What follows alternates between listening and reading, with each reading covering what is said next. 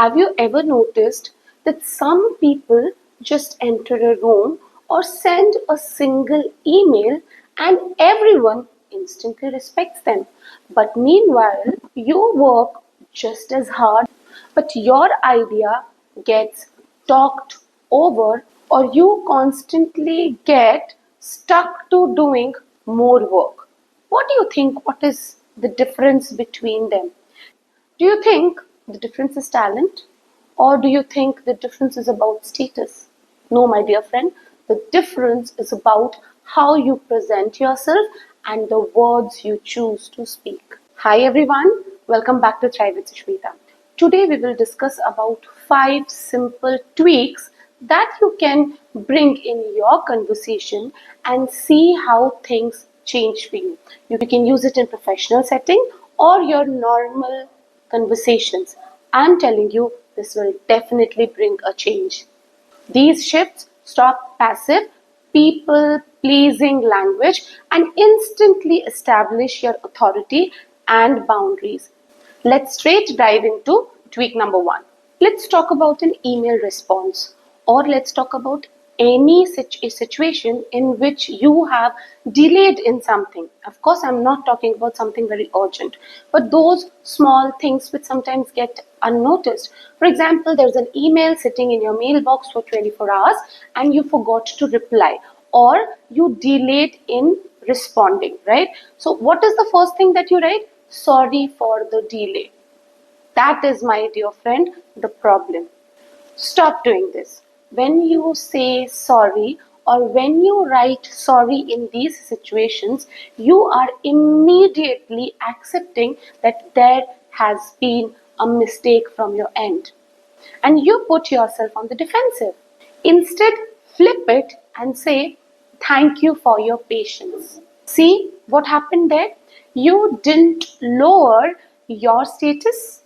Instead, you praised their maturity and their patience. You shift the focus from the delay to their positive trait.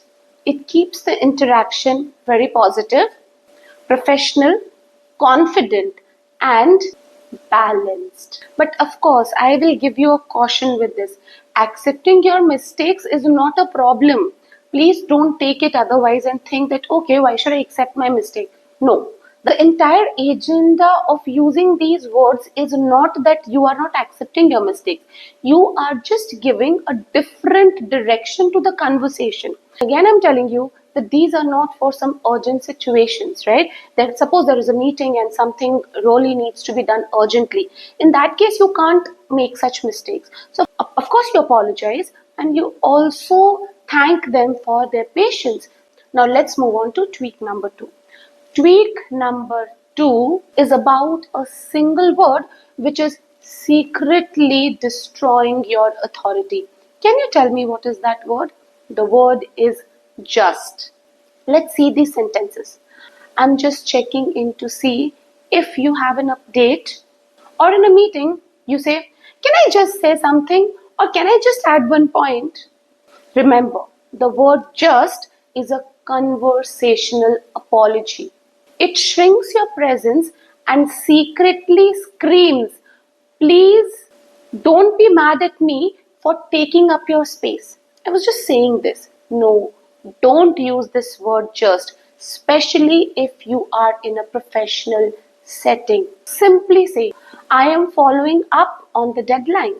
And if you're in a meeting, you can just say, I have a point to add up. See, I just wanted to say something, or I just wanted to add a point. And when you simply said that, I have a point to add. Look at the difference in the confidence. People will start taking you seriously and not just any random thought or point that you're trying to add. It sounds direct, it sounds clear. You don't need permission to do your job or seek permission to ask or add something. And remember, dropping this word just from your vocabulary instantly makes you sound like a leader. Let's move on to tweak number 3. So here I'm giving you a scenario where you want to decline extra work safely. See, this we all face in our workplace or any other situations where you are constantly added up with some extra work or responsibility, and you want to decline that, but very politely, but conveying the message that probably that you won't be able to do that. What to say in that case? This solves the biggest boundary issue at work when you're loaded or burdened with extra work. Suppose, let me give you a scenario. Your manager drops a message or comes at your desk and overloads you with a new assignment, which is not even in your KRA or your job description. And if you say, I cannot do it or I'm too busy, you are sounding not only rude but also sounding unhelpful or unorganized for that matter. Or maybe they can also say that you're not a team player. But if you say yes automatically and a yes every time, you burn out. So, what do you say in that case? You can simply say, I can absolutely prioritize this new task. Which of my current projects should we deprioritize or delay then? So you are putting the ball in their court, wherein you're wanting to say, all right, I'm ready to do this assignment now. But what about the projects that I'm already doing? Should we delay that, or will there be a delay in that? And see, this changes the entire narrative. You're not saying no because you're lazy. You are presenting a realistic look at your capacity. It forces your manager to respect your time and help you manage your workload. See how smart is that move? Now let's move on to tweak number 4. This will tell you how to protect your calendar. So this is about scheduling. When someone asks to book a meeting with you, do you open your entire schedule up like a blank canvas, showing that you're available at any point of time? Do you say, sure, let me know what time works for you? I'm free all day, or I will manage, or I will adjust, or I will make room for it. Do you also speak like that? In that case, my friend, nobody will respect your time. While it feels very polite, but it indirectly gives a signal that you are readily available and your time has zero value. High value professionals and people control their calendar. So what do you say in those situations? Give them options. Yeah, I'm available on Tuesday at 2 p.m. or we can make it on Friday at 5 p.m. What works for you? This shows that you're highly organized and very intentional with your schedule. Suppose if nothing works, these two options that you give them, suppose if nothing works for them, they will come up with a time. So in that case, probably you can block that time for them. But you have already given them the signal that your time is very structured. And let me tell you, they will definitely respect you for that. The tweak number 5, it's highly professional. Again, I will first tell you that it doesn't work in every organization, okay? Sometimes your line of work is different. Suppose you're in supply chain management or you're into healthcare, in those situations, probably you cannot say that. But in normal day-to-day working hours, you have to learn to put a hard end of day boundary at your work. Suppose it's 8:30, you're logging out and someone tells you that can you review that document or can you just go through that PPT? And because you want to sound helpful, you want to sound a team player, you immediately say, all right, I will go home, have dinner and probably look at it. But instead of that, let me tell you, if things can wait and it is not that urgent, you can simply say, I'm logging out for the day, but I will jump on this first thing in the morning tomorrow. So yes, you're helpful, but if it is not that urgent, if things can wait, you can very politely tell them that you've logged off for the day. But yes, you understand that it is important. So first thing that you will do tomorrow is to go through it. Like the moment you reach office or you log in, you will definitely do this first thing in the morning.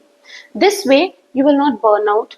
This way, you will not be irritated because I'm sure you will do, if you do the work right then, you will be irritated. You're not doing it happily. But because we all work in team and we have organizational goals, so sometimes we have to pitch in for each other, which is great. That's called teamwork. But always don't sacrifice your evenings. Don't sacrifice your peace. Otherwise, it will only lead to burnouts and irritation.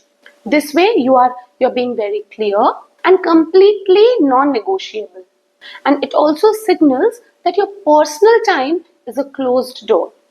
But it also guarantees that you are very reliable when you are on the clock. Very simple. So choose your words very wisely. It is one of the most important trick when if you want to sound confident, you want to have a say and feel respected at your workplace. And sometimes in your personal relationships also. Let me tell you, your words create your reality. Otherwise, people will treat you like doormat and walk all over you. And if you communicate with clear, well-defined and polite boundaries, people will definitely respect you. I want to hear from you in the comment box which of these 5 tweaks you think you need the most. Let's discuss it below. This was all for today. I will see you in the next video. Till then, keep smiling, keep learning, and definitely keep thriving. Thank you so much.